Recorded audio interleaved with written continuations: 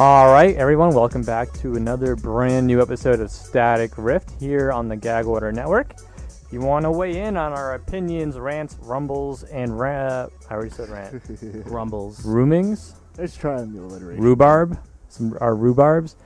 Feel free to give us a call at 857-366-5444, or feel free to drop us a text message at 857-445-0424. Today's episode is brought to you by Nero, the drink. Drink Nero. It's very good, tasty flavors. If you want an energy drink, they have that too. It does not make you feel like poop either, which I feel most energy drinks do. But anyways, another week, another round. Stuff. Johnny, man, what have you been consuming? Well, I haven't consumed a lot this week because I've been enamored and focused on getting a new car, which I did. So yeah, a new car, cool. But I did read Original Sin 3, and it was, wow. Is all I can say. A lot of WTF moments. Yeah. I guess in a good way. Yeah. Yeah. I don't want to give too many spoilers, but I'll give a little lightness here. I guess they've narrowed the culprit down to 10 individuals. Well, at least the Punisher has, because by like the bullets that they've been finding on, like, they found on the Watcher and the other creatures that were killed, like, the Punishers determined that it's only a list of maybe 10 people, and he's on that list. So him and 9 others could have killed the Watcher, and that's it. Okay. There's so many crazy moments in this issue. It's just, I mean, it is intense. A big name character does die at the end. I'm not going to tell you who. And they are killed by another big name character, which I'm not going to name. Fair enough. But I will say this. The character that does the killing is not a bad guy. Oh, no. Yeah. Oh, no. Yeah. So, I mean, and like Jason Aaron's still on top of his game. His work with the orb is awesome. Like, it opens up with the orb talking to like a boss that hired him to like steal the Watcher's equipment from his house on the blue area of the moon, and just like hearing the orbs like talk and his like speech and everything, it's just so awesome. Like, it's awesome to see the orb back in comics. And Aaron's character work is just top notch. Like, he's really like throwing it out there. And there's some really like zany moments, like the team in space of Gamora, Winter Soldier, and Moon Knight. They're trying to find out someone who was killed in space beside the Watcher, and it turns out it's a living planet. So this dude he's like a really good marksman because he took out the Watcher and a living planet. Wow. So it's getting really spicy. A lot of like the secrets came out, like they're dropping them out like very softly, quietly, but they're coming out. Killing you softly? A little bit, a little bit killing me. But like the Hulk knows that Iron Man had something to do with him. Because it's like when the Watcher's eye went off, just the people could see it in their mind, like could see it. Like, you don't see it as the reader yet. So like the Hulk like loses his mind, is like, Stark, get over here. Like, he wants to like kill him. And just like there's so many secrets coming up, but we don't technically know them yet, but we know it. Like, the Hulk's mad at Tony Stark. Captain America's really pissed right now, and he's not really telling you why, but he's really mad. Spider-Man realizes that there's another person that was bit by the spider, and he just dips out. He just leaves. The same thing with the Thing. Like, he realizes the whole... I'm not sure what the full secret is, but it has something to do with... he could have been healed from his thingness early on, but Johnny Storm messed that up. So he immediately runs off. So, like, the whole team that they had gathered together is kind of, like, breaking apart now because all these dirty secrets. So we'll see how it goes. Like I said, a big death at the end. But my guess, and this is me, I feel that the person that died wasn't really the person. I feel it was a life model decoy. Oh, That's my assumption here, folks. there we go. Which will be very that. different from the normal death, and that's it. Well, we're gonna hold it to you, John. Yeah, I'll let you know. We'll see as more issues unravel. Definitely top A work. The artwork's even getting better. It has more of a noir feel. Ooh, Yeah, that pikes my interest. but it's just getting better. So hopefully it stays that way and finishes strong, because Marvel has a tendency to start out great, really get steaming middle way through, and then slow down and it gets really poopy at the end. Ew. Yeah, we don't want no poopiness here, Marvel. No poop.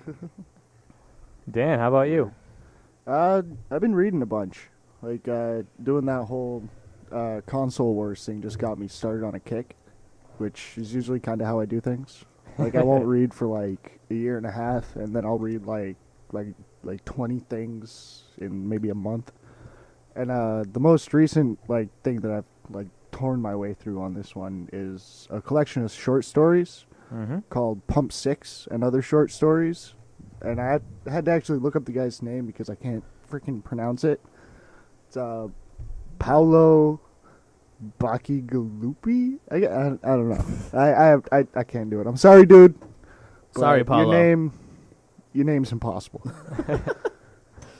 But no, he deals with some with really, really interesting topics. They're all speculative science fiction, which is exactly how I like my short stories. All right. And I always like my speculative science fiction in short stories. I think it's the best medium to do it, because you don't have to get too bogged down in like character development, and world building, and all that stuff. You can just kind of pick and choose what you want to do to tell the story most efficiently. And I think he's really like he's got a good grasp on the medium, which makes that cool. But yeah, he deals with like biological engineering and like the end of life in a world where fossil fuels aren't like viable anymore, which is cool. Like the way he does that one is they like genetically engineer like or work animals like mules and whatnot. Ooh.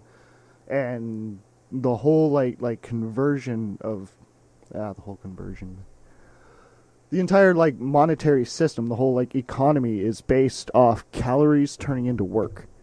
And then Wow. the work, like the joules, the literal like kinetic energy is stored in coiled springs that are then used to power whatever vehicles you're doing. So there's like two things in the economy, and it's just food and energy. That's literally it. And it kind of goes along that, like, because it's such a small thing, like you can't really fly a plane with a coiled spring, you know? The world kind of goes back to isolationist stuff. Like, the whole thing takes place along the Mississippi River, the entire, like, story. And that's, like, the center of just American power, is just Wow. right along the river there. There's a couple other ones in there that struck me. Like, he has one where he talks about... I'm sorry, it's really freaking hot in here. And these I'm, are like, all short dying. stories? Yeah, like 40 to 50 pages. But... So I gotta take a breath. It's like... It is very hot in here. sweltering in here. I didn't even realize till I started talking, and it just hit me. I think we got that neuro, I guess. Thank you, Nero. But yeah, there's another one that's just like people found like the fountain of youth in like chemical form. Like they find the pharmaceutical companies finally figured out how to make people immortal. Oh, that's crazy. And it's just like how like society changes because of that, or how he thinks society would change. But it also makes you sterile as a countermeasure, yeah. because if everyone lives forever and people can still breed, it's kind of an issue, right? Uh-oh. But yeah, people There's like always a catch. yeah, and people will like defect because they want to have kids, and there's like government hit squads that go out and like hunt down breeders. It's insane. It's told from the point of view of one of the guys that works for the government hit squad. They call them pop squads. It's really good, but yeah, that's what I've been doing. Sweet. Yeah. How about you, Sam? Well, I've been trucking through Swamp Thing rather rapidly. How are you liking it? A lot. Specifically because they address certain issues that, you know, normal comic books would never do. Like, for instance, how does Swamp Thing in his female girlfriend, real life human lover, how do they have sex? And they actually tackle that in one of the issues. And it's the most mind-blowing thing I've ever read. Like, he has, like, lately he's been growing this weird yam-like veggie on his body. God. And he's like, here, eat this. And so she eats it, and, like, her consciousness just leaves her body, and it's just goes into the earth, and she can see, like, everything and feel everything, and, like, the art is so incredibly vivid. And it's, like, the most potent thing I think Moore's written that I've read. I think, like, I actually think I like the writing of Swamp Thing better than I do in his Watchmen, V for Vendetta, From Hell, and League of Extraordinary Gentlemen. I would agree. Huh? So that was really good. And then, you know, I got to the point where they introduced John Constantine. That was the first time he was ever introduced, right? Mm-hmm. You know, he's a bastard, as to be expected. But it's, you know, it's really cool seeing just the source material of quite possibly my favorite comic book character of all time. So that was really neat. And things are just diving a lot more into more horror-themed stuff. Like, Constantine's like, hey, you have to go here, and I'll explain you some of, you know, your powers, your life, where you're from. Like, hint, hint, wink, wink, you can die and regrow anywhere on the planet. And Swamp Thing's like, oh, I didn't know that. Yeah. So he starts doing that, you know, and there's a tale about vampires. There's a really good story about a film crew who goes to Louisiana, and they're filming a movie about a slave plantation, and it delves really deep into racism. And, like, that's not something normally tackled in comic books, especially ones published by DC or Marvel. Yeah. So I was reading and I was like, eh, like, this is getting a little heated right now. But it was just penned so well. So I've been reading a lot of that. That's really what I've been spending most of my time doing. I haven't really been playing any games. I saw a few movies. I saw a midnight showing of a old movie from 1972 called The Holy Mountain by Alejandro Jodorowsky. He's like this really famous, renowned surrealist filmmaker from Mexico. You know, people like John Lennon, like Marilyn Manson, people like love him. He was really famous. He was going to direct the original movie for Dune, but it all fell apart. But it was going to be epic in scope. Like, the art was done by the famous comic book artist Mobius. I don't know if you've ever seen his work, John, but it's incredible. Yeah. Like Salvador Dali and H.R. Giger were on board. Pink Floyd was going to score it. John Lennon and the Beatles were going to like help fund it. Like, it was going to be like the biggest thing ever, but I feel like all those egos just crushed that project. Couldn't just handle each other. But funny side note, George Harrison, I think that's his name, the drummer or one of the members from the Beatles. Yeah. He was going to star in The Holy Mountain. You know, the movie's just, it's whack. Like, there's so much, I can't even, like, it starts with a thief, and he meets an alchemist who teaches him how, like, hey, like, I'm going to show you the way to live your life. And then they meet up with these other people, and they're going to scale the Holy Mountain to meet these, like, 9 mystics who are going to show them the way to immortality. So, like, there's so much symbolism. There's symbols everywhere, like, vibrant colors. Like, the most elaborate sets, like, have ever, like, probably been put to film and never will be ever again. And George Harrison was going to be the role of the thief, which is pretty much the main character of the film, or for most of it. But he had a problem, because there's a ton of nudity in the movie. Like, there's body parts everywhere. And there's this part where George Harrison's character gets bathed off of all his filth, physically and symbolically. And and they want him to bend over, and, you know, they scrub his butt. You know, and it's pretty close. You know, it's pretty close-up shot of his behind. And Wow. George Harrison was like, no, I refuse to do it. Like, if we change that scene, I'll do it. And Jodorowsky was like, no, we have to do it this way. So George Harrison walked off. And, you know, in hindsight, Jodorowsky was like, you know, maybe that wasn't the wisest move. Having Harrison in the movie would have, you know, brought a bigger audience. Yeah, definitely. But still, the manager of the Beatles at the time, like, did produce the film. And, like, John Lennon and Yoko Ono, like, championed it throughout America. So it's like a perfect midnight movie, and it's very weird. I brought some friends with me. One of them looked like he hated me at the end of the movie. Like, there was a point in the movie where he walked out to go to the bathroom, and he told me after the movie, he's like, you know what, I was standing in the lobby, and I thought to myself that I don't have to go back in. And that's a very present reality, a course of reality I can take right now. But he ended up going back in and finished the movie. but that's just the weirdest movie I think I've ever seen. Rewatched Ghostbusters because it was the anniversary the other day. Still classic. I love it. Also, me and Dan went to Rhode Island TerraCon. Oh, yeah, we did that, huh? Yesterday. Oh. It was a 2-day weekend extravaganza. Sadly, I was not there. Yeah, I mean, it was all right. I mean, obviously you're way more versed in the con scene than we are. So I'm starting to realize that a lot of the cons feature a lot of the same, exhibitionists, sellers, a lot of the same. Like Ernie Hudson wasn't there, but he's a staple at every con. Right, yeah. I mean, unless you're a huge con, you're going to have a majority of the same people there. But there are just a lot of people I just don't care about. Because, for instance, one of the people there was the chick who got eaten by Jaws at the beginning of the movie Jaws. Ooh. So, unless, you're, the most hardcore of Jaws fans and, meeting her is, really important to you, so us, we were just meh. Yeah, I can kind of see it, because, Jaws was a really big thing for the generation, for that specific generation. So I can see people being that, I guess, rabidly obsessive about it, but I think we're just, moved far enough away from it that to us it's kind of... I mean, I love Jaws, don't get me wrong. But I wasn't there to experience a cultural phenomenon. That's true. So that movie is considered to be the first movie to start the whole summer blockbuster. Was there anybody you were pumped to see that were there? I mean, there are people I didn't, I wanted to see, but, not necessarily really me, because I just didn't really have anything to say to them. Right. William Forsythe was there, the actor. So, I mean, it was cool seeing him, but, I saw him before. And I can't remember his name, but he played Ghostface in all the Scream movies. And he also did a bunch of voice acting.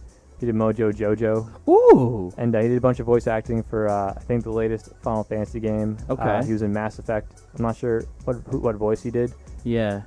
But he was there. Captain Jack Sparrow was also there. Not Johnny Depp, but the guy who dresses like him at every con I ever go to. Every con. Wasn't Kane Hodder there too? Kane was there. You didn't say hello to him? I don't watch wrestling. That's all you, man. No, not Kane the wrestler. He was there too, but Kane Hodder, who was Jason. Oh, he was there. There were people at his table, so I didn't want to bum rush him. He's a huge dude. He's a a mountain of a man. Oh yeah, he's pretty mountainous. But that was cool because I'm a big Friday the 13th fan. So I figured you would have been all over that. Yeah, but I don't know. I just feel bad because when you go to them, they expect you to buy stuff. Very true. I was not looking to buy any autographs this weekend. So I kind of stood my distance. Fair enough. All right, everyone, we're going to go to break, but stick around. We'll be right back with more Static Rift. I'm Blake J. Harris, the author of Console Wars, and you are listening to the very wonderful Static Rift Radio.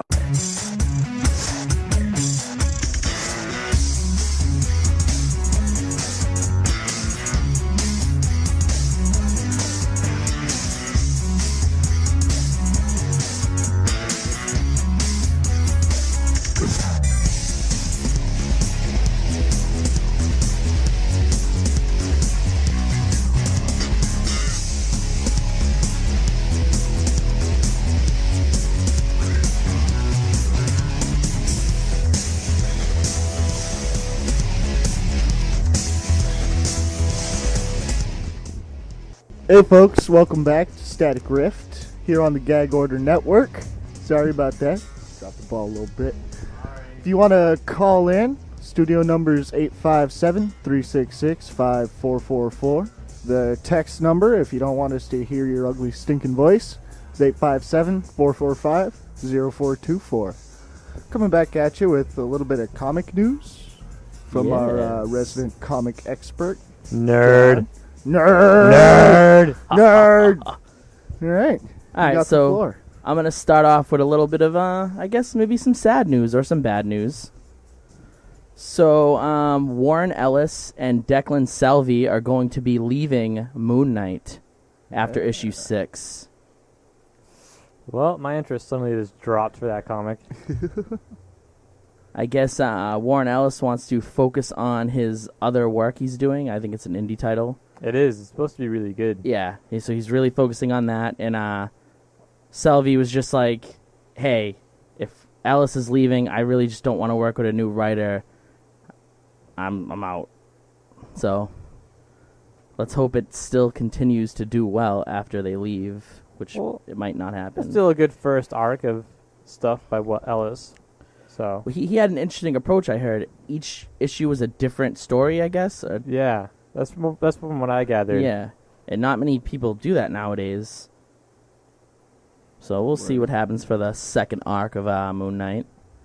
But hopefully it's good stuff, because it's kind of sad. I was really looking forward to maybe start reading it soon, but now I'm probably not gonna. We also have another tidbit of sad news. So starting with Captain America 22, the super soldier serum is going to be neutralized. So Captain is going to be an old, feeble man. Gimmick. But Gimmick. It is very gimmicky, but I like it. Yeah. Just because a lot of people are starting to speculate that Original Sin's gonna start like another civil war, because Captain's angry at the Illuminati, Hulk's mad at Tony Stark. Doing this, Captain can't be the head of that. If they do decide to have another civil war, this takes him out of that. So I think that's a great premise. I mean, it's gonna suck for me as a Captain fan because I don't want to see him like that. First, they take away your Wolverine power. Yeah, and then they're taking Captain from you. It's like, what are they doing to me? Someone at Marvel really hates you. Yeah, like they know. They like, oh. So it's gonna suck. But the photos they released some photos and he doesn't look good. He kind of looks like Hugh Hefner. He's got a nice little blue robe on and a little Hugh comb over. So yeah, it's some sad news today.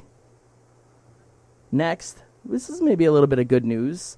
The new Suicide Squad is going to be coming out in July. All right. And they added some new people to the team.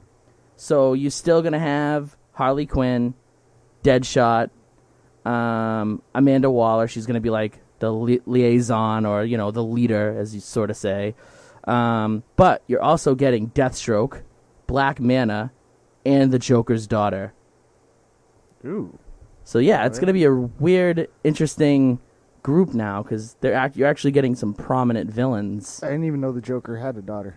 Well, she's not technically like his flesh and blood daughter, but she's wearing his face. Yeah. She took his face.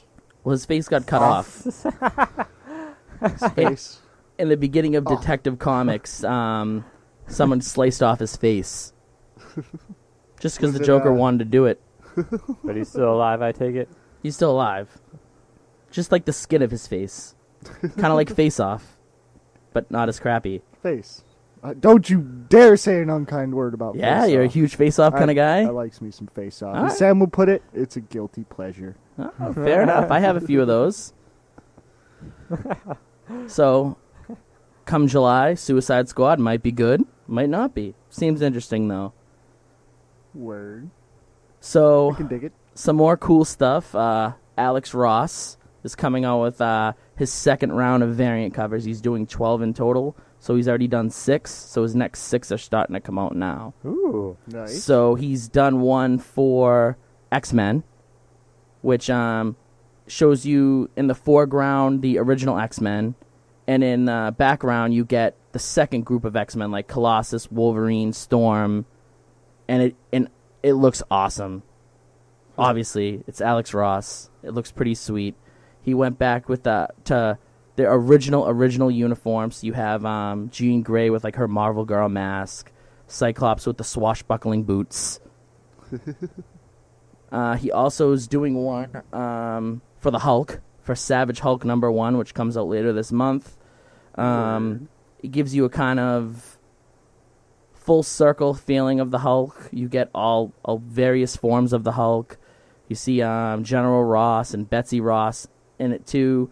You also see one of the scientists that was working with Bruce Banner before he became the Hulk. And when they were doing the whole Red Hulk storyline, Alex Ross wanted this guy to be announced as the Red Hulk because he felt he had the most motive to want to be a Hulk because he was working with Bruce Banner. Okay. And in the photo, if you look really closely, he has a little green arrow pointing to him, and he's right under the Red Hulk. So that's pretty cool. Yeah. He's also doing one for Guardians of the Galaxy, which will be coming out in a month or two. And he went back to all their old school uniforms, which I guess some of them they have in the movie, some of them they don't. But it's pretty awesome to see a realistic, lifelike Groot. He looks very tree-like and branchy. It's Very awesome. Grootish. Very Grootish. But realistically Grootish. Word. He's also doing one for Miracle Man. It looks good. And I guess the first one that came out for the second round was for Daredevil. And a lot of people are saying it might be the best variant cover ever. It's Really? very beautiful. It shows like all aspects of his life. It shows obviously him. It shows his dad, who the scene right before he gets knocked blind. It just looks awesome. It's like a full circle of Daredevil, and it looks gorgeous. Nice. So that's awesome. Look out for those. They should be coming out. The Daredevil one is out now. The other one should be coming out relatively soon. So if you're a fan of Alex Ross, they're for you. I'll also post them on our Facebook and our Instagram if you don't like going on Facebook. Yeah, word. So you can check them out because they're beautiful. So another bit of cool news here is the second trailer for Constantine came out. Oh, I haven't seen that yet. I haven't. It's okay, but there's one really really cool thing. Yeah. The helmet of fate is in it. In the trailer? Yeah, What? Dr. Fate's helmet is in it. So I don't know if he's going to be maybe in the show at some point or if they're just making a quick reference, but you quickly see it in the trailer. Ugh. Yeah. Ugh. I can't Just stop it. articulate how much Just that stop it. disappoints me. Stop it. Just stop it. Stop it. I wouldn't say it disappoints me. I mean, I at don't least know, they're trying to be comic-y. Yeah, I mean, It's I can just see that. lame, man. Like, my favorite thing about Constantine was that he was just such a fringe character. Yeah. You know? Yeah. Yeah, but you got to understand And now, that. like, 52, he's just like, hey, guys, I'm everywhere. Well, he's not everywhere. Well, he's in the I new wouldn't say 52.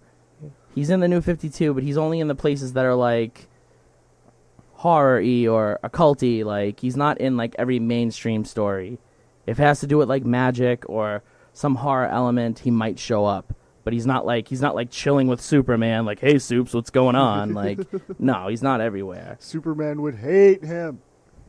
I can just imagine Constantine just flicking cigarette butts at his chest all day. I know. Batman is not a fan of him Oh yeah. because their interaction in Trinity War, Batman does not like him. That makes a lot of sense.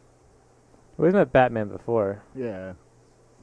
But Batman's hate for him is really relevant now in the new 52. There's this really good part in a Swamp Thing comic I read today, the old Moore run, Yeah. where Constantine is talking to one of the members from the Doom Patrol, and Batman comes down. He's like, "You guys shouldn't be out tonight. Like there's stuff going down." And he's like, "Oh hey, like I'm blah blah blah." And Batman's like, "Who?" He's like, like you were at my wedding." He's like, "Oh, the Doom Patrol. All right, I think you guys are okay." And he just flies off, and they're just like, "Man, he sucks." That's great. I want to see the Doom Patrol come back. They should do a new Doom Patrol book. That'd be pretty sweet. That would be cool, but But I feel like they're not going to because they have Justice League Dark. that's true. Mm. It's like they already have like their kind of darker alternative like superhero group. But Justice League's Dark's pretty sweet. I mean, the lineup's cool. They got a cool team. They do have a cool team. So, I mean, I haven't read any of it fully, just what was in Trinity War. But from what I read from Trinity War, it's really interesting. They're a really cool group. I know Del Toro wants to turn that into a movie. That'd be sweet. He specifically said like he wants to direct a Justice League Dark movie. Did he give a lineup that he'd wanted to use? As characters? Yeah. Definitely Constantine, Zatara, Deadman. I'm honestly not sure. So probably the lineup right now. That's the lineup right now, basically. Probably. I'm not too sure. That'd be sweet, though. That'd be awesome. Speaking of which, that's a character I want them to bring back. I want them to bring back Deadman. Deadman's pretty big in the new 52. Is he? Yeah. Really? Does he just pop up, or does he have like his own book? He had his own book. I might have got canceled, Oh, that sucks. but he does pop up in a lot of things. Like, he was a big part in the first arc in Swamp Thing. He's a huge part in Trinity War, a huge part in Justice League Dark. So That's he's pretty there. He's a really interesting and cool character. So Have you ever read anything by Jamie Delano? I have not. Like he did all the early Constantine books. Like he would be a perfect writer for Dead Man. Like I would love to Yeah. see him write a That Dead would Man be book pretty freaking because I sweet. love Dead Man. Is he still writing? Like I haven't seen I anything from him. I think he's retired. That could be, yeah. I haven't seen anything from him in a long time. So here's a little bit of interesting news. Next year, DC is moving their headquarters from New York to Burbank, California. Huh. And while they do that, during the months of April and May of next year, they're going to have pre-made issues that they're going to use. So, like, you know how sometimes comic books, like, if the writers get burnt out, they have, like, what they call yeah. cabinet issues? Yeah. Okay. So for those 2 months, it looks like they're going to be doing that, Huh. which Th- is weird. Why are they moving to California? I don't, maybe to get away from Marvel. Marvel owns New York. I hate that picture. Yeah. I'm sorry. Dan's looking at the Constantine TV show, and there's a picture of Constantine just holding a flame in his hand. Yeah. Like It just looks really corny. It's like, yeah. I'm gonna watch the show. Definitely gonna check it out. It seems like they're making elements of the New 52 and the old Constantine. Because in the New 52, he's much more magical. Like, he has his magical abilities are like, he's one of like the supreme sorcerers or magicians in the DC universe right now. See, that's kind of one of my problems. Because in the old books, there was never, like, throwing fireballs. There weren't any, like, big freaking laser beams or whatever. It was all very subtle, It was, like, curses and, like, just stuff going wrong in the wrong ways. I mean, sure, the devil would show up every now and then, but that was, like, the extent of it. Or, like, possessions. It was all kind of... I don't know if it like added to like the validity of it for me or just like something along those lines, but it was nice to see something in comic books written where the conflict wasn't violence and the solution to that conflict wasn't always violence. Well, I mean, he's not always just running around throwing fireballs. Yeah, but like just for him to do it at all bothers me. Okay. Like one of the, I'm sure I've spouted about it before, but one of the defining moments for me for Constantine was he was trying to save one of his friends' life, or not save his life, but one of his friends was going to die. He had sold his soul to the devil, and he owned like this old ancient like castle somewhere in Britain. And he had turned the well in the bottom of this castle, which had once been blessed by some like crusader priest. So the well was holy water, and he had like alchemically and magically turned it into like an endless font of beer. And so when the devil shows up to claim his buddy's soul, his friend had a thing, like in the contract, saying if you don't claim it by midnight of the night that I die, you don't get it. So Constantine, like when the devil shows up, he's like, you know what? I don't really see a way out of this one. I think I'm actually going to have to admit defeat. Let's have a toast. And, draws 2 mugs of beer out of the well and gives one to Satan and waits till he's like, Satan's gloating as he does. And as he's pouring this beer down his face, Constantine runs over to the table that's holding the symbols that are keeping this holy water beer and kicks it over. So Satan's just pouring holy water down his gullet, and he engulfs in flames and falls backwards into it. It doesn't kill him because he's the devil. Right. But it transports him off the mortal plane at the last moment. He saves his friend's life. Whereas I feel like the way they're kind of representing Constantine now, his solution to that would be throw a fireball at it. No. Or could be. He does do that, but he still does stuff like that. Like, he still throws out curses. He still has, like, those spells and stuff like that. I just think they're really trying to make him more of a prominent magician or sorcerer. So maybe to rival Doctor Strange. Okay. To have, like, their Doctor Strange, because they don't have anyone like that. They have True. Zatanna. She's okay. But, he's really getting to be a prominent, like, occultist, sorceress, magician, whatever you want to call him, in the DC universe, which they really never had before. Do you think the reason they did that was because Doctor Strange is becoming so big over at Marvel? Because I mean, Yes. if you think about it, how long has the 52 been out for? Like a year, 2 years? Couple, 3. 3 years? Going on 3. Because like the way you plan movies, they weren't just like, hey, we're gonna make this Doctor Strange movie. Right. Like it's been in plan for years. Yeah. Correct. Like, do you think like it was kind of they caught wind of stuff like that and they're like, or like poop, like we need a We need like a magician style character. I think it's partly that, but I also think it's partly that they realize that Constantine has a big fan base. He does. And they need to get him in the New 52.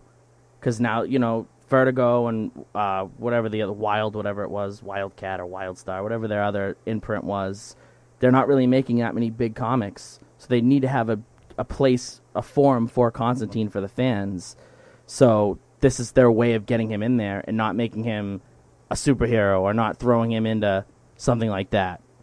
But I mean, like, if Vertigo doesn't have any big comics, why take the biggest comic from Vertigo? Yeah. Because they're just trying to make, newer things with them. They're going with newer material. I mean, I don't know. It's weird. Like my favorite comics of all time are like the late 80s, 90s, like Vertigo books. And like those are my favorite comics, period. Like Sandman, Hellblazer, Preacher, The Invisibles, Transmetropolitan, all sorts of like one-shots and shorts. And I mean, there are a few titles I want to read from Vertigo now, but a lot of them just don't look that good. Like Saucer County. I haven't seen it. I know there's... I want to read Snyder's American Vampire, though. Oh, I hear it's amazing. I hear it's really good, too. So I usually don't read lower, comics, like lower imprints, but I might. Vertigo was my favorite publisher. Yeah. But now it's not so much because they just... I don't know. Like, DMZ was really good, but that's been over for years now. Yeah, yep. So speaking of sorcery and Doctor Strange... Ooh. They have their director now, which is Scott Derrickson, who did Sinister, Deliver Us from Evil.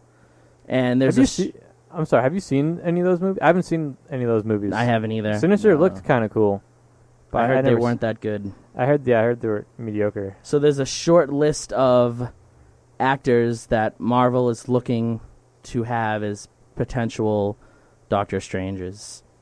Well, Doctor Strange. So I'm just going to give you the list and see what you guys think or who do you want.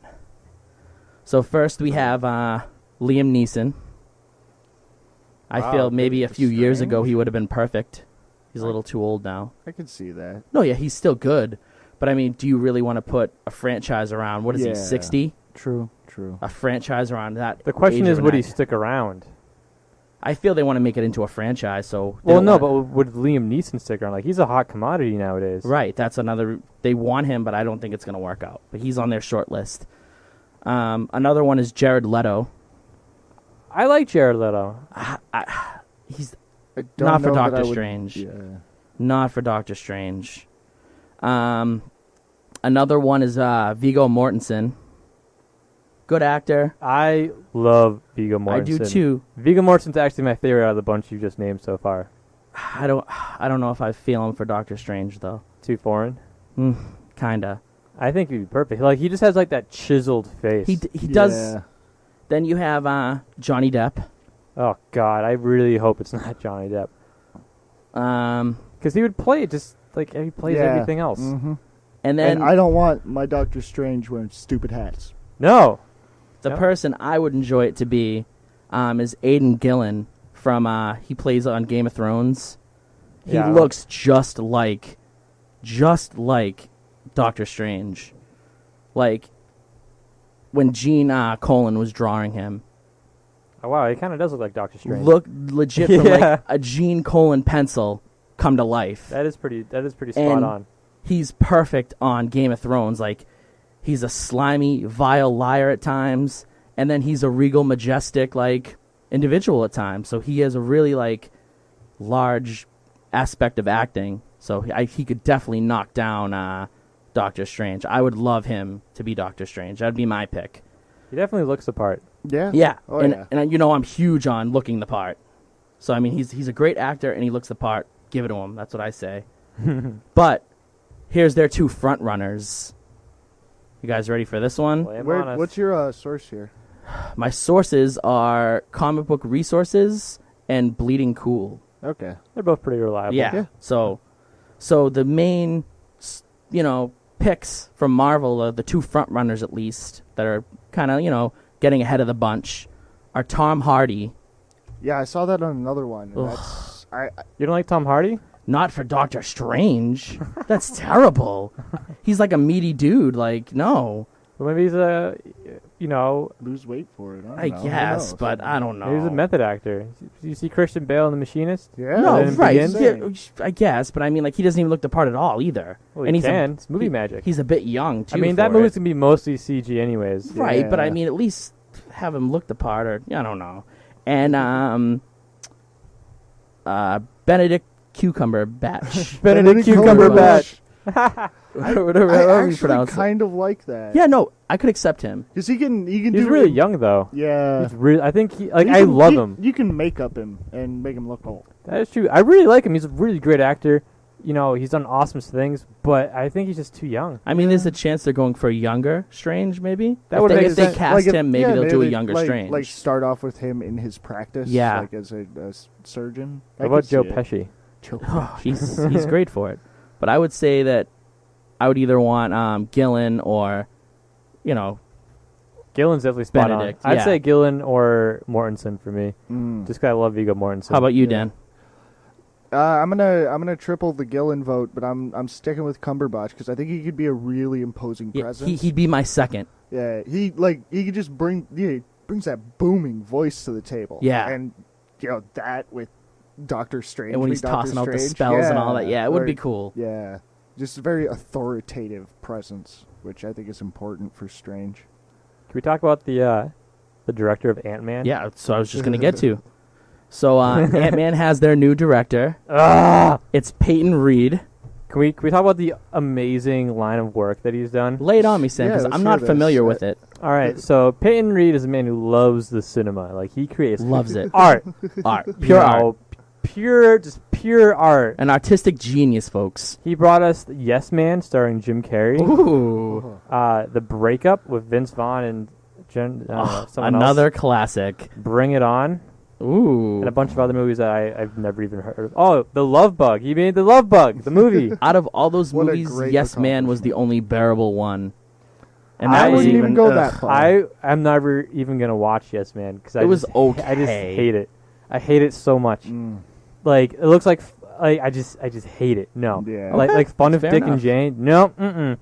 Like, the only good Jim Carrey movie I think in the past million years is probably I Love You, Philip Morris. I think that's really good. I haven't seen it. It's awesome. I'm a big Jim Carrey guy. Back in the day, I was too. Yeah. But he's just been in a bunch of crap. But I thought Yes Man was the closest thing to a good Jim Carrey. I mean, it was know. okay. I mean, it wasn't like great Jim Carrey, but it was, a little bit of a classic Jim Carrey feel to it. Well, I can't say because I've never seen it, but I know that for as long as I can, I'm going to hold out and not watch it. If I can go to my Yeah. grave not seeing Yes Man, it'll be a very fulfilled life. One day we're gonna watch it, Sam. We're never going to watch movies together. We though. are. No, we are. No, oh, we're he not.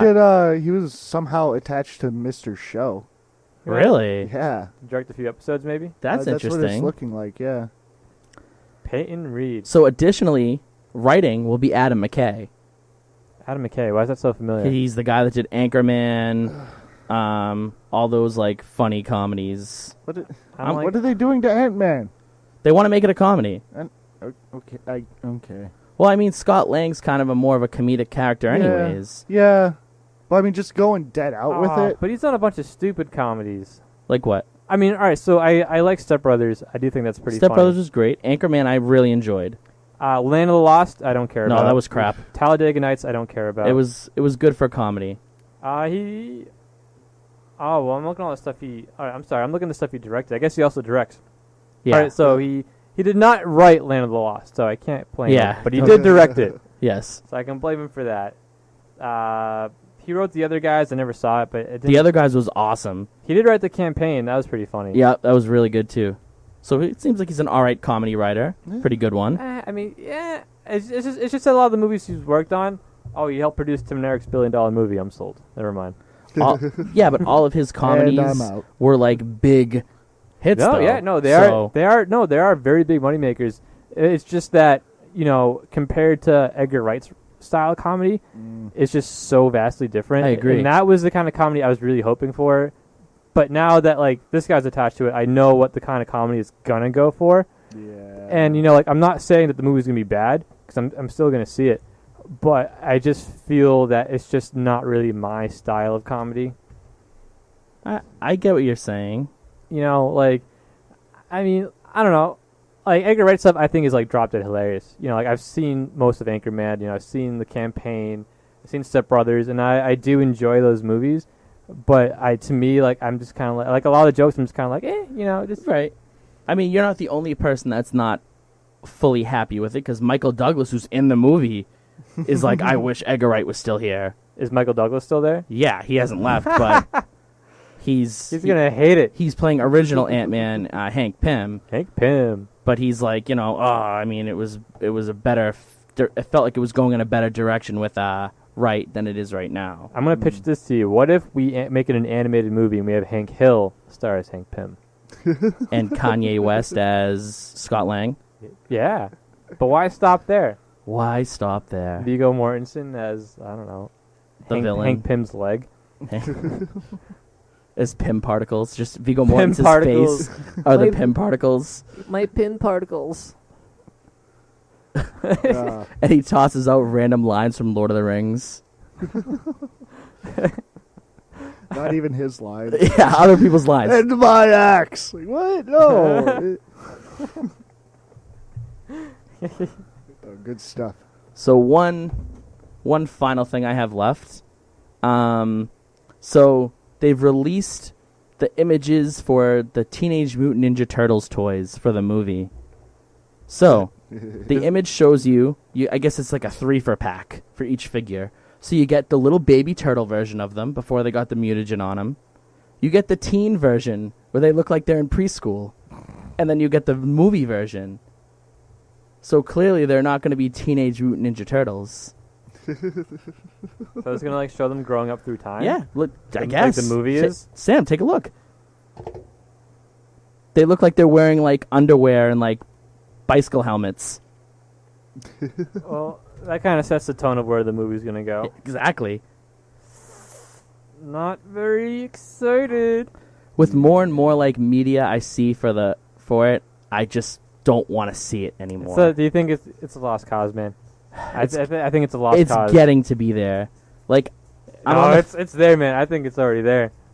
Like, I'm on the fence of not seeing it now. I'm still gonna see it. I'm close to like I right now I'm still gonna, but I'm really close to being like deuces. Sorry.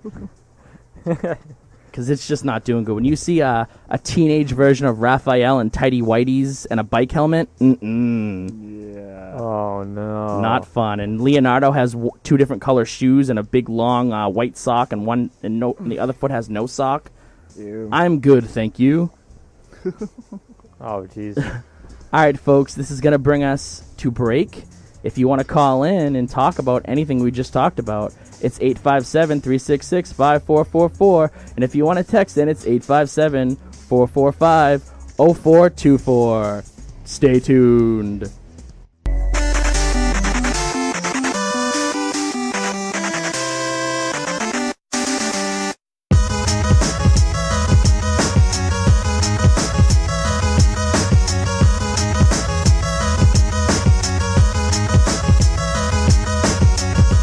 All right, welcome back to Static Rips here on the Gag Order Network. Once again, if you feel like calling us, 857-366-5444, or drop us a text at 857-445-0424. Once again, the show is brought to you by Nero. Drink Nero.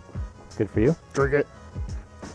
So this brings us to our movie segment I'm always very passionate about. Very passionate. I figured we start off by the movies that opened this past weekend. One is The Fault of Our Stars. I assume no one here saw it because it does not look that good. Nope. Another quirky, sad teen rom-comedy kind of thing. All set. Yeah. I honestly hadn't even heard of it. The first time I heard that sequence of words put together was when you just said it now. My little sister's a big fan of the book. It's a young adult novel. Okay. If anyone knows anything about it and hasn't seen it and just seen the trailer, come on, you know how it's going to end. I'm all set. It's going to be sad. Again, completely unaware. However, Edge of Tommorrow did come out, also based on the young adult Japanese manga or book, illustrated book. I'm not exactly sure if it's a manga and a book or it's just one thing. I'm not sure. Originally titled All You Need Is Kill, which is a very badass name. I love that title. I know it was a manga. I don't know if it's a book. I don't know. It might be. It might be. I'm honestly not that sure. So it could be both, for all I know. It might be. But it is a sci-fi, action movie starring Tom Cruise. Tom Cruise. Came out on Friday. And I had the pleasure of seeing it today. It's directed by Doug Liman, who is most notable for directing The Bourne Identity. He also did Jumper, which didn't really set me on fire. But The Bourne Identity I thought was pretty cool when I saw it. I only saw it that one time when it came out. Also set to direct the Splinter Cell movie. Ooh. Just putting that out there. But Edge of Tomorrow, I think, is... I remember seeing the trailers for it, and immediately I was just like... Yeah, me too. I was like, oh, those exoskeletons look really clunky. This movie just looks bad. I don't care. But it's what I do is watch movies, so I went to see it today, and I think it's honestly the best action movie I've seen this summer so far by a long shot. Really? Like straight action? Yeah. I like it better than Godzilla and the X-Men movie. I did not see the Amazing Spider-Man 2. Better than Captain America? I would say I think I actually like it better than Captain America 2. I think it's on par. But I'm also part of the thing where I think that just because the studios are saying, hey, May is now summer, in my mind I'm like, no, it's not. You can't trick me. But, May is start of the summer blockbuster season. Well, Captain came out in April. Was it April? Yeah. Yeah, so I don't count that as a summer blockbuster movie. I know they do, but I don't. Yeah. I don't. I still keep measuring every movie I see now to it, though. I can't help myself. So, I mean, you'll probably like Captain better, but I think Edge of Tomorrow is probably one of the best sci-fi action movies I've seen in years. Oh, wow. I think it's the best sci-fi movie I've seen since Looper. And especially coming from a gamer perspective, it's the best video game movie ever that's not based on a video game, but better than every video game movie that's based on an actual video game.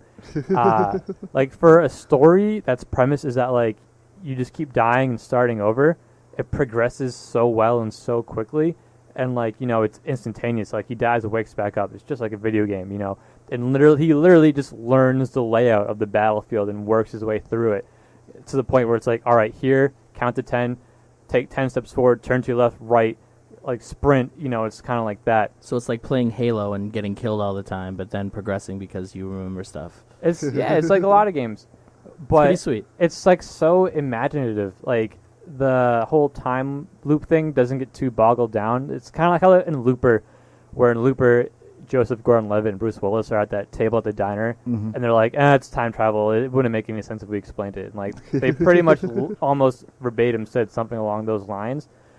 And wibbly wobbly, timey wimey. Yeah, it's just we're not even going to get into it. Yeah. And that's kind of what this movie does too.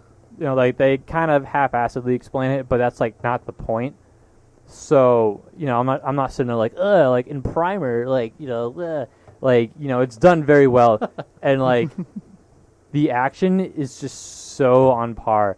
The opening battle, which takes probably the first hour of the film, takes place just him just going through this one storm of pretty much the Normandy beach of France. It's in France and they're storming a beach. It's very Normandy D-Day eccentric. What? Nothing. You go on. And but it's just the action is just so well. The aliens look so cool. It looks like if those tentacle robots from the Matrix were just on PCP and just frazzling and just just flipping out constantly, just flailing everywhere. They look scary. If you were there and one of those was coming at you, I would be terrified. I would crap myself and be it's game over. I can't do this.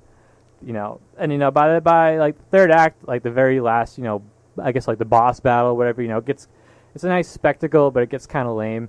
They introduce a bunch of soldiers who just automatically just get killed off without really doing much to help progress the story, so they seem kind of useless. But Tom Cruise is super on point in this movie. I know he gets a lot of crap, and he also makes it very easy for people to crap on him all the time. Agreed. Yeah. He's been quiet these past few years. He hasn't been flipping out on TV or just rambling on about Scientology. Yeah. But he's a perfect fit for this movie. He rocks it. His character, at the beginning of the movie is a coward. Like he sells like the military invasions to like the mass audiences. Like he's like, we need to do this war. You should all be behind it. And then they're like, hey, you're gonna go there, and he's like, screw that. Like I would die. I'm not gonna do that. I can't do that. Like I know, like, and he's like the biggest coward. And then like throughout the film, like just dying over and over and coming back and back. Eventually he learns it. But the film takes itself so lightly. There's a lot of humor in it. So it's like I think it's easily the most enjoyable movie, especially since I thought my two big movies of the summer were going to be Godzilla and X-Men, followed by Guardians. Yeah. I think this movie is way better than Godzilla and X-Men.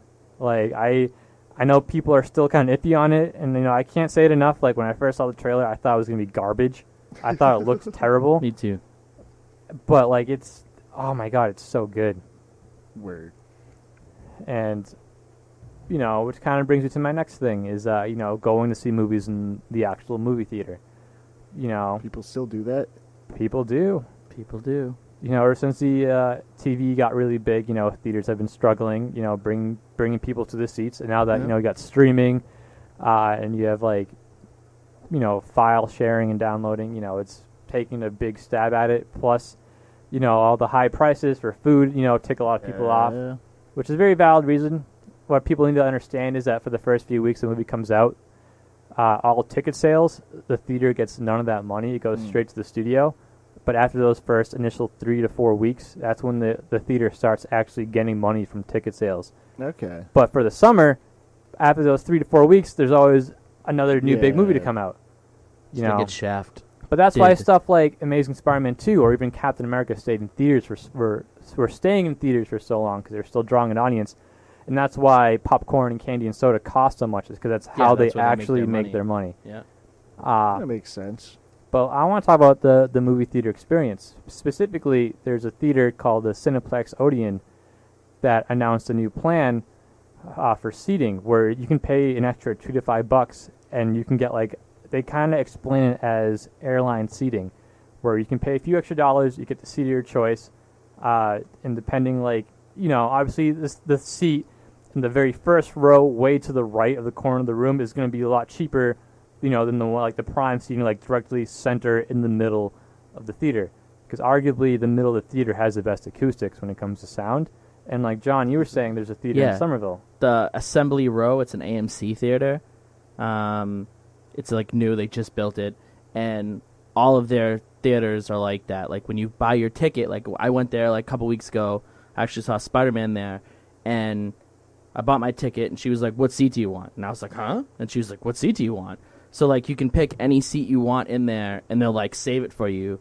So you can, sometimes you go into a theater, and you're like, I got to get some popcorn and drink. And even if you're there early, when you're getting your stuff, and you go in, all the prime seats are gone. But it's really cool, because you can pick, 2 seats right in the dead center of the theater, or wherever you want, and then they'll be saved for you. So I think it's good, and I didn't have to pay anything extra. Well, that's good. That's great. Yeah. I'm a big fan of that. I enjoy getting to the theater very early. Yeah, me too. I was trying to get there an hour early. I got to go to the bathroom before I go into the theater for maximum comfort. Yeah. Food and stuff like that. I want to get out of the way. And obviously the big thing is getting your seat. Right. I'm exactly the same way, Sam. Have to get there early. Got to do all my deeds. So there's a lot of theater amenities that I think are worth discussing. For instance, how do you folks feel about the idea of serving food in a movie theater? I don't like it. Well, food? I guess a lot of theaters kind of pretend that it's gourmet food. Clearly, it's not gourmet food. Yeah. But no, I'm saying you're in the theater, like the Lux level they have at Showcase Cinemas, Yeah. or there's a popular theater in Brooklyn, New York called the Nighthawk, and those people are like ninjas. I think they're expertly trained to be able to go to your table, serve your food, take dishes while the movie's playing, and they're told to only go in during certain parts of the movie. Huh. So for more important parts of the movie, they won't go in because it's distracting seeing people walk in front of you. They do the same thing at Chunky's. I've heard of Chunky's. I've never been there. I haven't either, but a lot of my friends like it.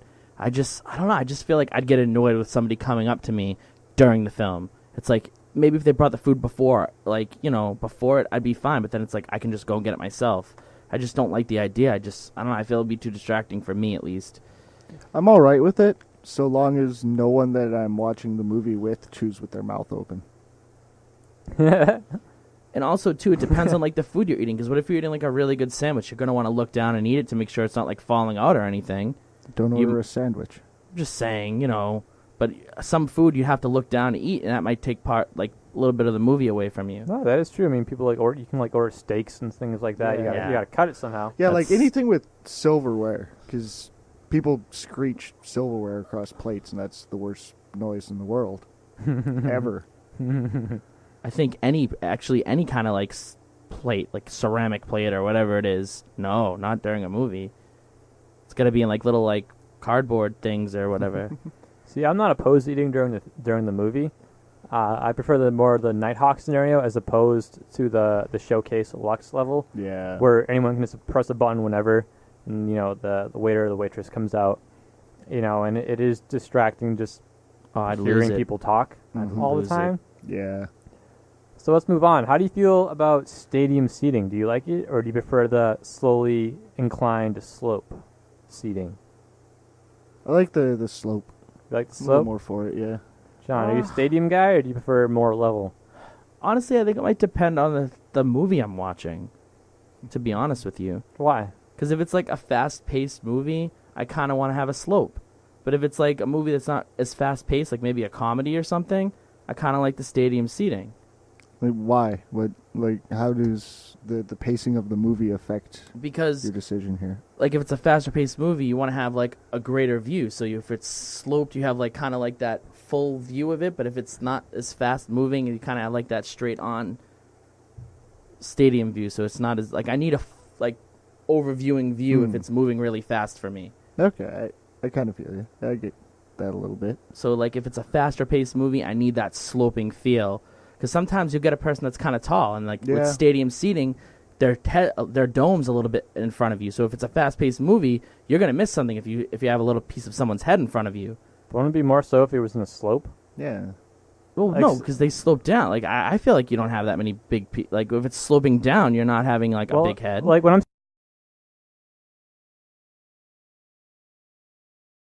saying stadium, I'm saying stuff like at the Showcase Cinema over there in Dedham. Where it's like tiered. Okay, well, that's not really that's kind of sloped though. Yeah, I consider that stadium seating because like there are different levels. I was thinking like how remember back in the day they'd have like the theaters that were just one level. That's what I thought you meant. Yeah, like that's I consider more of a slope. Like in the old Dedham where it's just kind of like a floor that just kind of angles slowly downwards. So like if you're sitting up top, you could see more of the movie. Okay, so I just misunderstood you because when you meant stadium seating, like stadium seating is all kind of level. So that's why I thought you meant that. But like the slope, like I get what you're saying. Yeah. Do you prefer the stadium? Yeah. I prefer stadium as well. How do you guys feel about digital 3D? I mean, it can be fun, but I don't like how like pretty much every like big action movie or like the majority of big action movies have to have it pegged onto it. When it's unnecessary, It is very unnecessary. I feel the glasses are kind of uncomfortable. And if you're eating popcorn and you like have to rub your eye or anything or just touch your face, you're screwed because you're getting a smear on it. Yep. And I also feel like how Dan said, they're just tacking it on everything. And sometimes they're tacking on a movie that doesn't even have scenes made for 3D.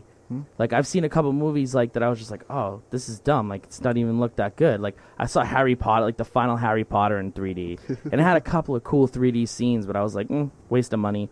And then I saw like the original Captain America in 3D, and it had one of the best 3D scenes I've ever seen. Was he like throws the shield and it like flew right in the screen, and no joke, I actually like flinched because I thought I was gonna get hit. Like I was just so focused on the film that I was like, whoa, like and I jumped back. Like if it's that kind of 3D and it like kind of like whoa, like gets me moving or thinking, that's awesome. But it doesn't happen like that often. No, it doesn't. Because I saw Avatar in 3D, and that movie was filmed in 3D. Yeah. So you could, I guess it was kind of more worthwhile. Yeah, you could tell that there were scenes that would punch out like that's 3D. But then I saw movies like The Green Hornet, and like Clash of the Titans, which was just converted to 3D. Yeah. But it wasn't shot in 3D, so it just looks awful. So like they're getting kind of better about it, I should say. But I just think it's a hassle. I don't think it's worth the extra money. I agree. Sometimes it just hurts my eyes. Case in point, we saw Godzilla opening night Mm. in IMAX 3D. I saw it in 3D too. And no, I'm sorry, I lied. I take that back. We saw X-Men Days of Future Past opening night in 3D. We saw them both, whatever. But for that movie, the movie they started playing the trailers, and all the colors were off. Everything was really green. We're all like, what the hell? And so it got like 4 trailers deep, and then they shut it down. And we're like, all right, like they're gonna recalibrate, they're gonna fix it. That's fine with me. And then they started playing the trailers all over again from the very beginning, and we were just like, "Are you kidding me?" That's like, awful. no. Now, I want your opinion on this. To me, I think it's the worst feeling in the world when a screen's too dim. How do you feel on that? Absolutely. I mean, unless like it's intentionally filmed that way. Right. No, but I mean like just like a dim screen. No, I'm not a fan of that. And then at like all. they'll turn it up halfway through or something. Like it seems to happen a lot more lately in like Showcase, I feel. Well, I feel the art of projecting has been kind of flounder with the introduction of just digital projectors, where it's just more just button based, where you just press a button and you just let it run. So I feel like the art of calibrating it is not as nuanced as it was. I'd say probably, like almost 15 years ago from this time, because arguably in the 2000s was when digital got really big. Yeah. And there's all that stuff about how theaters had to convert to digital projectors. It costs a lot of money. A lot of indie theaters actually went out of business, which is sad because they just couldn't afford it. Because with the projector comes a digital audio equipment that you have to get with it. And projecting, I think, is a very... I think that's a very awesome, like, job skill to have. I think it's very admirable to, like, know how to do that. So I feel like there's a lot of problems with that, too. A lot of aspect ratio problems. We'll see movies, and they'll be like, wrong aspect ratio. It'll be like, we saw this one movie called Samsara, which there's no dialogue. It's literally just about the images. Mm. And so you need a good picture. And it was out of focus. And so, like, my friend John, friend of the show, John, Johnny Jokes, like, he actually had to get up and go tell him, it was like, you guys are effing up really bad right now. Like, the point of this movie is, like, the images, and you're like, fix You're it. out of focus. That's like my biggest fear. Like, That's I hate insane. leaving a theater for anything, even to go to the bathroom, and like, I would hate to leave to be like, this movie looks like crap. Yeah, but I mean, like, someone's got to do it, though. No, you're right. You're right. Luckily, it's only happened to me like once or twice, and they fix it like halfway through. It's happened to me a few times, and I'll never forget those few times. But Yeah. thankfully, Don't it's blame been you. a very minor thing that's happened in my theater going experience. I don't get up. I just straight don't. You just deal with it. Yep. Right through. Soldier through. I like it. I'd have someone get up for me, I guess. I'd be like, hey, Sauce, go do this. How do you guys feel about IMAX? Depends on the movie. Depends on the movie. And also, you have to have a good seat. I saw when 300 yeah. first came out, I saw it on my birthday, and I was in, like, the second row, and it's brutal on your neck to watch, like, IMAX, like, in the front row, because you have to, like, straight your head up. Like, it's, like, bad. Like, it's not like a normal cinema where you can be in the front row and still have an enjoyable view. This, you got to be, like... You gotta look right and left. Towering. Yeah. That gets tiring, man. You got to be, yeah. like, at the top, or, like, at the top middle to really enjoy an IMAX film, I think. Yeah, for IMAX, yeah. I mean, a lot of times, I like, personally, I've been sitting closer this past, like, year. My friend kind of, like, a few years ago, when I was living in New York, my friends took me to see Planet of the Apes. And we're like, where are we going to sit? And they're like, we're going to sit in the second row right in the center. And I was like, whoa. And I was like, okay. So I did. And I was like, this is weird, but this is kind of cool. And then this past year, a good friend of mine, we'd go to the movies a lot. And be like, where do you want to go? And he's like, dude, we're going to the front row, baby. Dead center. And I was like, really? And he's like, yeah. I was like, why? And he's like, I like the idea that all you can see is just the movie. Yeah. Like, you can't see the That's a walls. There's less people talking because no one wants to sit up front. Yeah. There's no like distractions of like seeing people on their phones, which totally ruins it for me. I agree. Yeah. When I saw Godzilla, man, there was these girls in front of us and they were whipping out their phone constantly, and I'd just be sitting at the screen. And I'd see this little blue light, and I look down and be like, "Oh God, like, Yeah. I hate you." I'd have Yeah. hucked my soda straight at him, man. I can't take that. Oh my God, I was No. so. I'm surprised you didn't. As seriously as you take movies, I am surprised the soda did not go flying across that theater. I was very unhappy. I was just like, "Ugh." Yeah, I hate phones. Phones are the Yeah, worst. Yeah. And like there are theaters that are trying to actively get people to go on their phones to live tweet the No, experience. get out of here. Get out. And I would never step foot in one of those theaters ever. No, I wouldn't either. Although I'm waiting for a movie that I just like absolutely despise to bring in a battery pack operated strobe light. You should. I mean, there are a few movies that I kind of wish I was just really drunk and I saw just so I could be obnoxious. Like when Meet the Spartans came out, Oh, or the Dragon Ball movie. Like we had big plans to get like just hammered and just go watch it and just be obnoxious. Because I mean, come on, like it's the Dragon Ball movie. yeah. I mean, I've done that a couple times. Been obnoxious, like drank and went to a movie. but I just know like I hate cell phones. It's abandoning my existence in the theater. Talking, it's abandoning my existence. Like if you're too stupid, you have to have your friend tell you what's going on. Which it happens to me a lot. Just people sitting near me No, and they're like, it "Oh, does is happen. that?" I'm like, "Well, if you stop talking, like you would." You'll get it. You'll get it. You'll get it. And if you don't, ask me after the film, and I'll Yeah. explain it to you.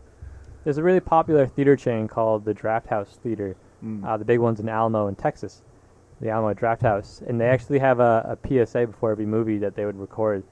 And the original one was an angry voicemail this girl left to them, and it's just a blank screen and just just white font, verbatim. She was like, "I went to your theater. It was on my phone, and you guys kicked me out. Like I can't say the words. She swore a lot, but she was just like, screw you. I'll never come back to your crappy theater ever again. I can't believe I wasted money on you. You won't offer me like a return on it. Like you treat your customers horribly. I'll never come back here ever again." And then it just says like, "Thank you," like across like the giant screen. Good. And then like last year, this movie came out called it's like After Sunset, I believe, or Before Sunset. It's a trilogy. And it was like the last one. Very popular when it came out. It's like an arty kind of film. Ethan Hawke and Yeah. there was actually a clip of them two on the set talking, and the lead actress was just like, "Yeah, like turn off your damn phone. Like you're an you're an awful human. Like why would you pay to come here and then just not even like pay attention? Like you can't not look at your phone for 2 hours." That's awesome. It was very awesome. They should have had Major Mustang. Wait, Sam gets that. He's a character who will go down in fame. We'll explain during the break. Fame So- or infamy? A little of both. Gotcha. We're heading to break, guys. While we're at break, why don't you check us out on Facebook, Instagram, Twitter, and YouTube. Static Riff Radio. Check us out. Do it.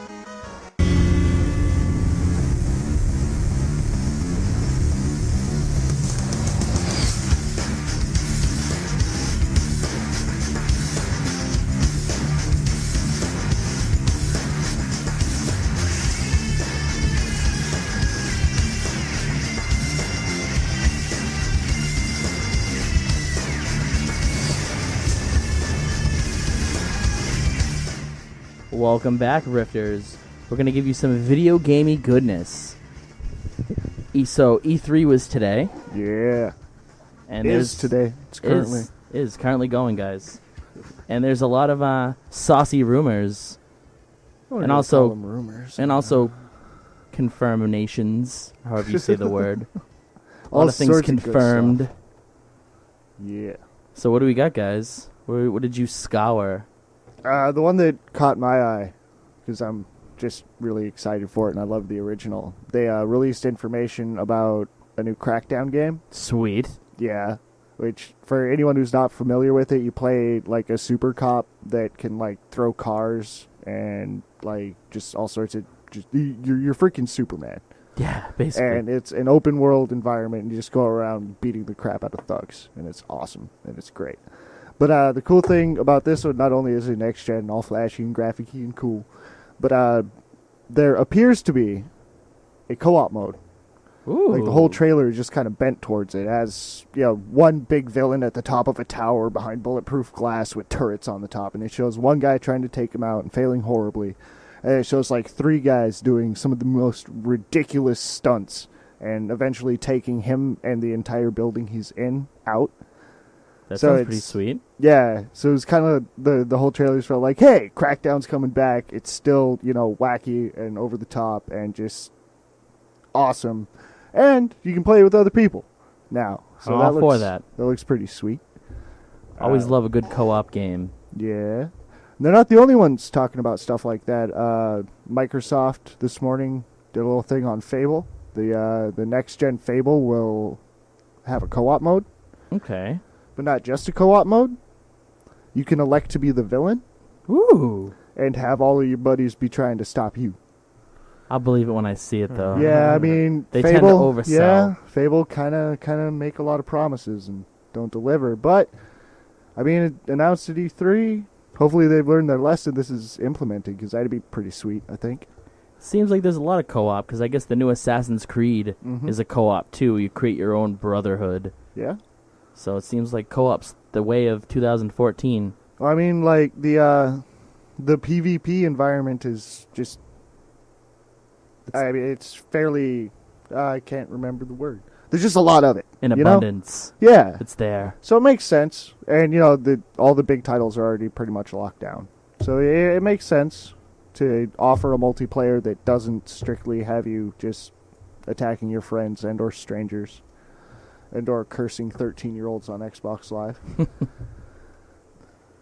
Sam, anything catching your eye on that? I'm kind of bummed that Kingdom Hearts 3 isn't there. Yeah. Me too. I really want to play it. Trying to think what else. I haven't heard anything about Persona 5. I don't know if it's going to make an appearance or not.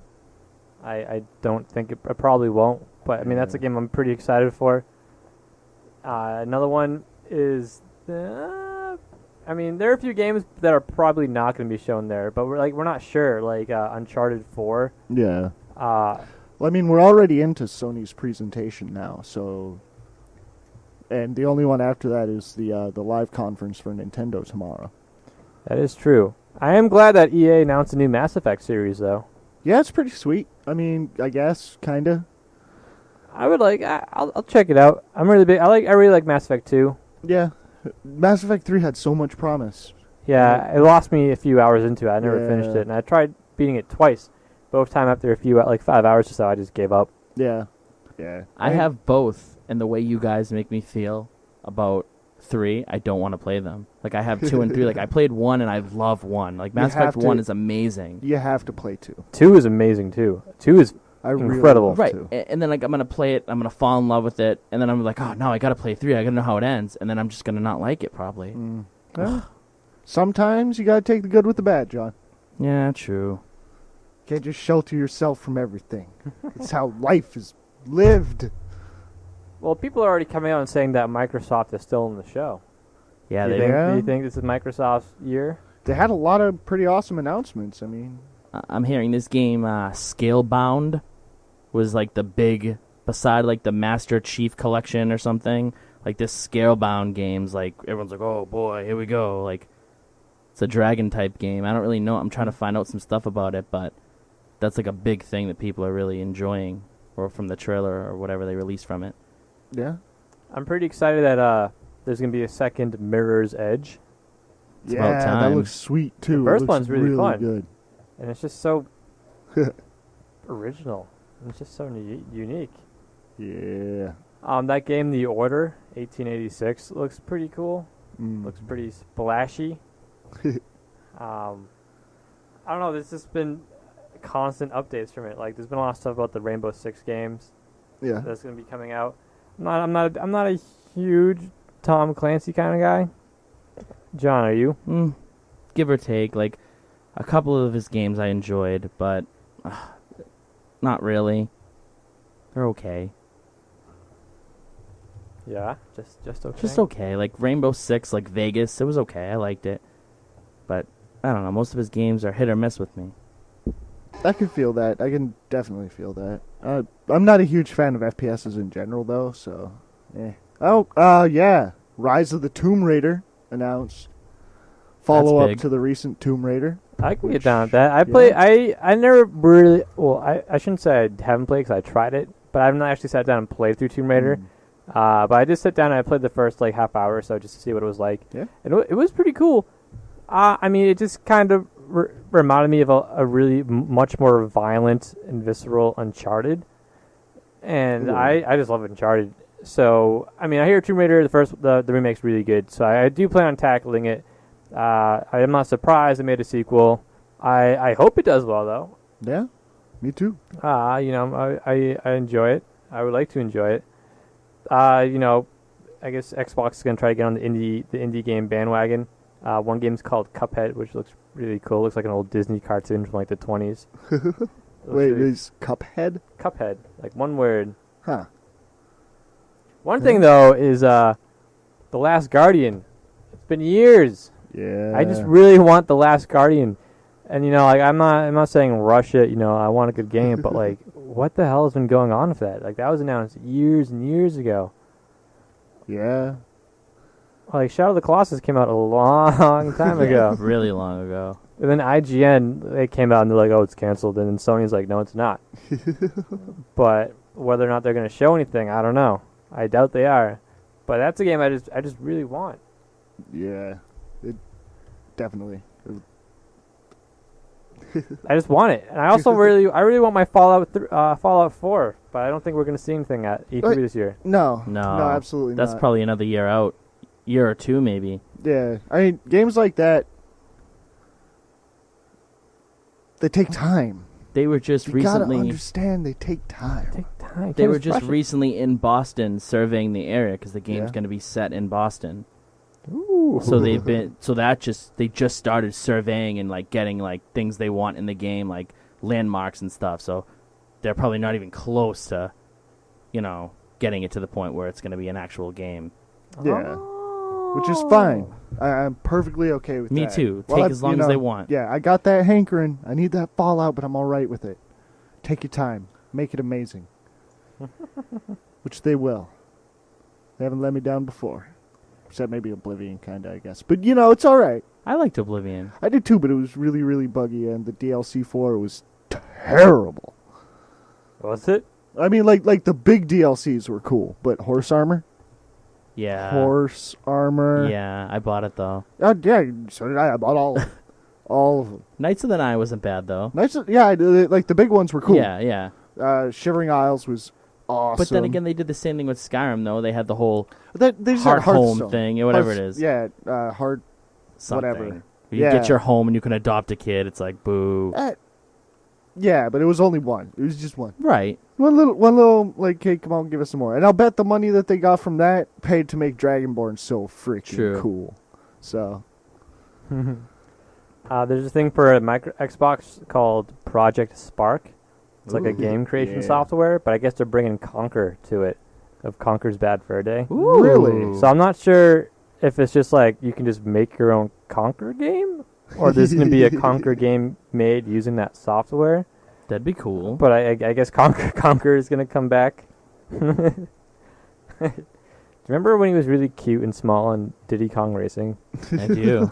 And then Conquer's Bad Fur Day came out. He wasn't cute anymore. Oh, he was monstrous. The game Sunset Overdrive they showed. Yeah, the game looks Ridiculous. amazeballs. I hate using that word, but Hey. because the word's so dumb. And the It's game pretty just dumb. It's looks- a pretty dumb word. Sometimes you need it though. Yeah, it fits because that game just looks irreverent and flashy and amazing. So How about Far Cry 4? I loved Far Cry 3. Far Cry 3 was one of my favorite games the year it came out, and I actually am kind of mad at myself that I haven't seen any of the trailers or anything for 4 yet. But I got faith. I do too. I guess it was announced that Titanfall 2 is already in the works, and it's not going to be a Microsoft exclusive. I heard that Yeah. that there's Or I guess I heard it's a I rumor guess, though so far. It hasn't Yeah. been confirmed yet, but it would which make sense that whoever what is it EA that owns it? I believe. They did the same thing with Mass Effect. Mass Effect 1 was an Xbox exclusive, and then it Oh, did yeah. so well that they were like, "Oh, we need to get on the gravy train." I was wait, who did freaking? How do I not know? Who did Titanfall? Yeah, I think it's Oh, EA. yeah, it's EA. Yeah, So, yeah, they it's did the EA. same thing with Mass Effect too. yep. Hey, EA's killing it lately. I don't like what happened to them.